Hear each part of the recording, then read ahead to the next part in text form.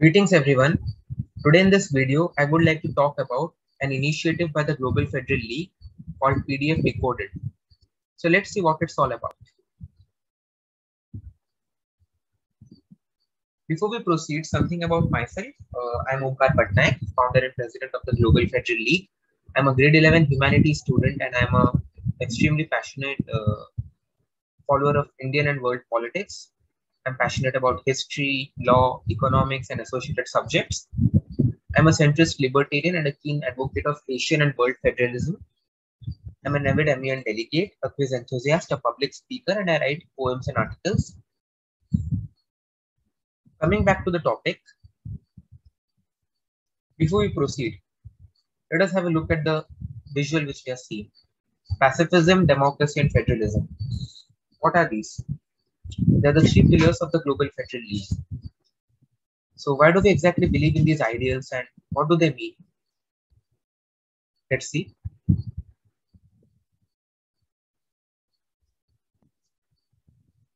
As mentioned before, the Global Federal League rests on three pillars: pacifism, democracy, and federalism, abbreviated as PDF. Now, these three terms are buzzwords and they're often misunderstood and misused. Hence, there is a need to explain them in a comprehensive yet simple manner in order to clear all misconceptions surrounding the ideas. When we search for these terms on the internet, we get results like these. Pacifism. It's a noun. The belief that war and violence are unjustifiable and that all disputes should be settled by peaceful means. Okay. Democracy. Again, it's a noun. A system of government formed by the whole population or all the eligible members of a state, typically through elected representatives. A state governed under a system of democracy, control of an organization or group by majority of its members. Coming to federalism, it's a noun again. A system of government in which entities such as states or provinces share power with the national government. A federal system of government, belief in a federal system of government. This is what basically summarizes federalism. Coming to these definitions, they are dialectical, they are crisp and concise, but at the same time, they are misleading. Reason being, pacifism is not just all about opposition to war and violence and peaceful means, because we need to know what is the definition of peace. To a large extent, what peace means to us, that will define what pacifism is. Peace has thousands of interpretations, and in order to know the essence of pacifism, we'll have to get into depth and we'll have to study the subject of peace. Coming to democracy, we have many countries which proclaim themselves as democracy. But in these glorious democracies, we find people who are marginalized, people who are denied their civil liberties, people who are denied their civil rights. And we call those countries democracies. A state governed under a system of democracy.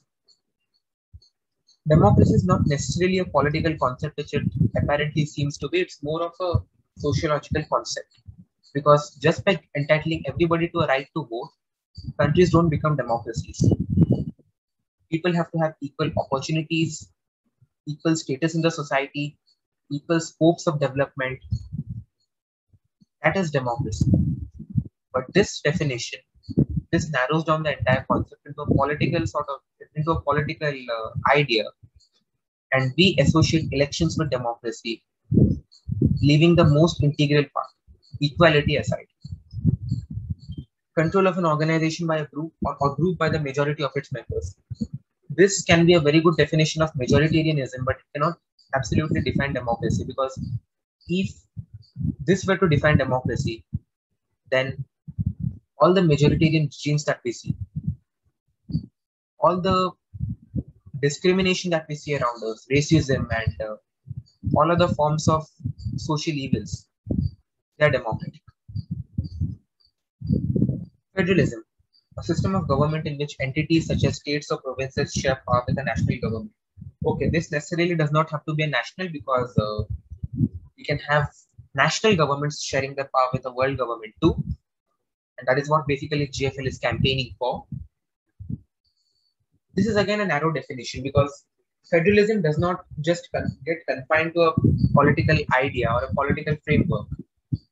Federalism is a form of power sharing among all communities. All communities get an equal right to represent themselves. That's a form of federalism. All professions get an equal right to represent themselves. That's a sort of federation. This definition narrows it all down to just a form of a few governments, a few layers of government administering a particular territory, which is misleading. So basically, after the demonstration which I gave you, so coming to the PDF decoded series, we believe that there's more to PDF than just three concise textbook definitions. These ideas need to be communicated to people in a simplistic, interesting, and substantial manner. This is a dilemma which academicians often face when they try to conserve ideas and topics in their original sense. They become too overwhelming, and common people don't understand them. People don't have the perseverance or patience to go through the complex definitions and theories and interpretations. And that is what dissuades people from taking up interest in these ideas. On the other hand, simplifying or rather oversimplifying these ideas makes them lose their basic essence, and that is very detrimental to the implementation of them.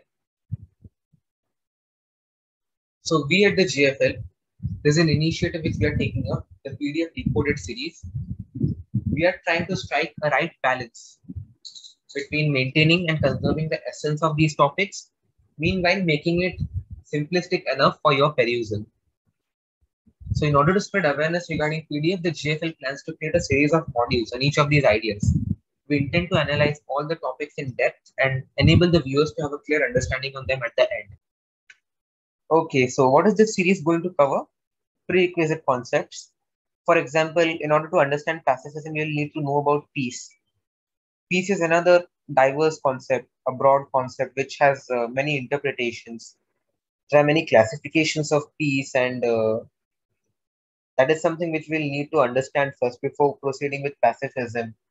Same with democracy and federalism. We'll need to understand core concepts like community and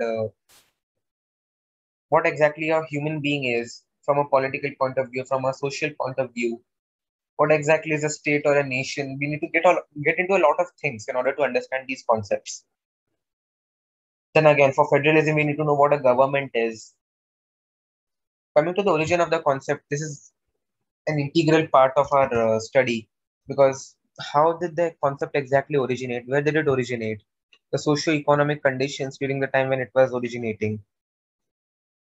So that will help us in understanding the original essence of the concept and how it has evolved over time. Proponents of the idea and various interpretations and theories.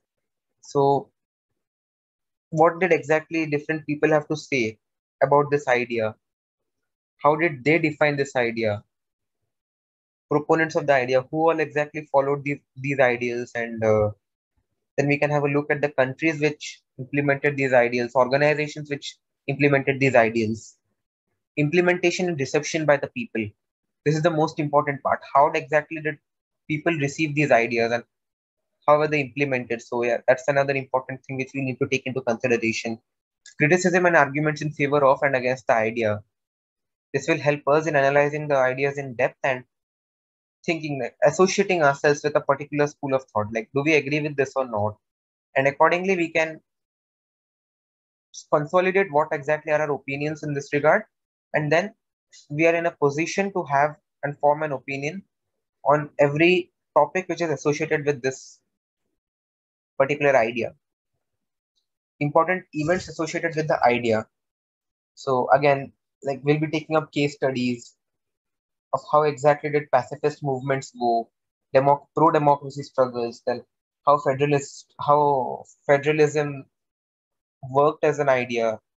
We'll talk about unitary republics, unitary governments, and contrast them with the situation we find in federations. So coming to the relevance of the idea in the current scenario and also the future prospects. So how relevant is the idea in the current scenario? How many countries are following these ideas, and what do people have to think now? What are the future prospects of the idea? This is what we'll be basically discussing. The GFL's opinion and interpretation. So we'll be putting forward why do we believe in these three ideals and why do we consider them as the pillars of our organization? How do we define them? And lastly, since we are trying to simplify the core academic concepts, there are high chances that we might miss out somewhere.